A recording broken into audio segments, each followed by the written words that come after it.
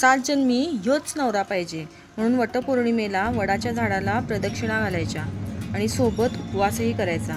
बापरे, मग ह्या वेळेला हा उपवास थोडासा हेल्दी करा आणि मस्त अशी ही स्वीट डिश बनवून खावा.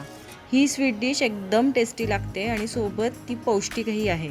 आणि महत्त्वाचं म्हणजे तुमच्या नवऱ्यानं जर उपवास केला असेल तरच त्याला मस्त अशी टेस्टी स्वीट डिश द्या. ही हेल्दी स्वीट डिश कुठली बरं? तर ती आहे लाल भोपळ्याची खीर. चला बघूया कशी करायची लाल भोपळ्याची खीर. तर पहिल्यांदा कढईमध्ये तूप घ्यायचं. 3 चमचे तूप घातले. तूप तापलं की त्याच्यामध्ये भोपळ्याचा किस घालायचा. आम्ही इथे लाल भोपळा किसून घेतलाय.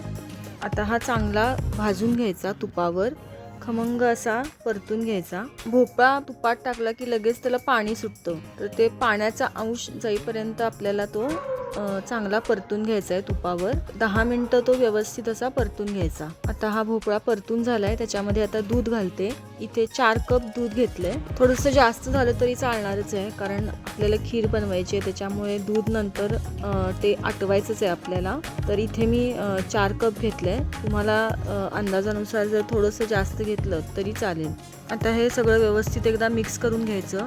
बघा किती छान कलर आलाय. त्या भोपळ्याचा इतका सुंदर कलर येतो, फारच सुंदर खीर दिसतीये. तर आता ह्याच्यामध्ये मी ड्रायफ्रुट्स घालते. तुमच्या आवडीनुसार तुम्ही ड्रायफ्रुट्स घालू शकता. इथे मी बदाम आणि काजू घालतीये.